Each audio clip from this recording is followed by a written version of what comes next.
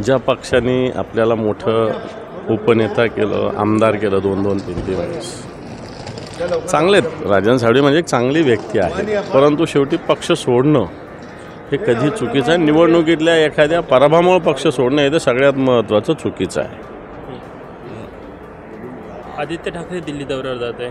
आज शरद पवारांची भेट घेणार का अशी चर्चा आहे, कारण की ज्या पद्धतीने काल नाराजी व्यक्त केली होती ते शिंदेच्या स्वागताला याच्यानंतर. मग नाराज व्यक्त केल्यानंतर पुन्हा भेटायला कशाला जायचं? मला नाही वाटत असं काही त्या कामाला ते भेटायला जात असते. स्वतंत्र काम असेल आदित्य साहेबांचं. इंडिया आघाडीच्या पदाधिकाऱ्यांना भेटणार आहे अशी चर्चा आहे. भेटतील ना, चांगली गोष्ट आहे ना, कारण शेवटी इंडिया आघाडी टिकली पाहिजे. भारतीय जनता पार्टीला एकत्रित विरोध केला पाहिजे, या सगळ्या भूमिका तर केल्याच पाहिजे. राजन साळवी यांच्या शिंदे गटात पक्षप्रवेशामुळे शिवसेना ठाकरे गटावर काही परिणाम होईल असं वाटतं का? राजन साळवी हे रत्नागिरीचे एका विधानसभेचे आमदार होते, त्यामुळे अख्ख्या शिवसेनेवर काय परिणाम होणार आहे तेवढ्यापुरतं होईल त्या मतदारसंघापुरतं असं मला वाटतं.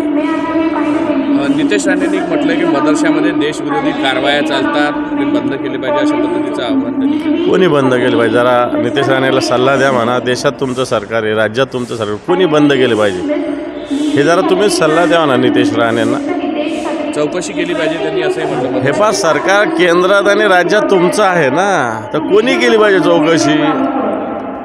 आम्ही केली पाहिजे का? काँग्रेसने जाऊन केली पाहिजे का? राष्ट्रवादीने जाऊन केली पाहिजे का? अरे तुमचं सरकार आहे, तुम्ही चौकशी केली पाहिजे. म्हणजे तुमच्या सरकारमध्ये काडीची किंमत नाही तुम्हाला, असं त्याचा अर्थ आहे.